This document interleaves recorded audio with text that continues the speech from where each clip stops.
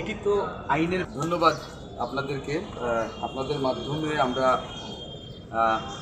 জানিয়ে দিচ্ছি যে আমরা আজকে এখানে এসেছি আমাদের সিলেট 1 আসনের যিনি রিটার্নিং অফিসার হিসেবে দায়িত্ব পালন করছেন আমাদের জেলা প্রশাসক মহোদয়, ওনার কাছে আমরা আমাদের ধানের শীর্ষের প্রার্থী জনাব খন্দকার আব্দুল মুক্তাদিরের পক্ষে আমরা একটা অভিযোগপত্র দাখিল করেছি এবং এটি আমরা গতকালকে প্রেস কনফারেন্সের মাধ্যমেও কিন্তু আপনাদেরকে জানিয়ে দিয়েছিলাম এবং সেই অভিযোগটি আজকে অফিসিয়ালি আমরা রিটার্নিং কর্মকর্তা বরাবরে দাখিল করেছি। আপনি যেমন আমরা আজকে যেটা বলেছি সেটি গতকালকেও বলেছি, বাট উনি যেটি দাখিল করেছেন সেই মনোনয়নপত্র যেটা কী বলে নোটারাইজড হলফনামা, সেখানে তিনি যে তথ্য এবং সম্পূর্ণ তথ্য দিয়েছেন বলে যে ঘোষণাপত্রটি দিয়েছেন, যে শপথপূর্বক যে ঘোষণা দিয়েছেন, সেখানে আমরা জানতে পেরেছি যে ওনার যে লোনগুলো আছে ব্যাংকের সাথে ওনার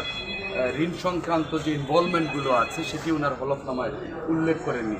সেটি আমরা আমাদের রিটার্নিং কর্মকর্তা বরাবরে আমরা এটি দিয়েছি। ওনার ঋণের তথ্য এবং ব্যাংকের সাথে ঋণ সংক্রান্ত তথ্যাবলীর সেই তথ্যটুকু হলফনামায় থাকার বাধ্যবাধকতা আছে, উনি সেই তথ্যটি গোপন করেছেন।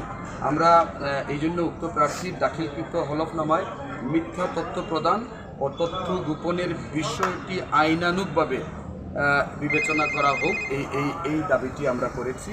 আমরা ওনার মনোনয়নপত্র গ্রহণের সিদ্ধান্ত মানে বাতিল ঘোষণা করে তার প্রার্থিতা অবৈধ ঘোষণা করার জন্য আমরা বলেছি।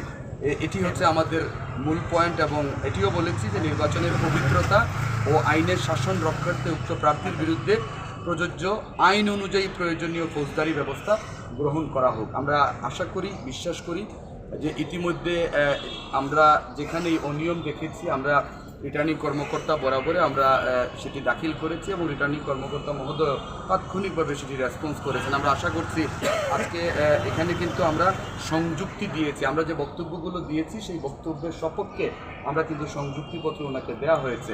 আমরা আশা করছি যে রিটার্নিং কর্মকর্তা আমাদের এই সুস্পষ্ট অভিযোগের বিষয়টি খুব দ্রুততার সহিত দেখবেন এবং সেটি নিষ্পত্তি করার লক্ষ্যে প্রয়োজনীয় ব্যবস্থা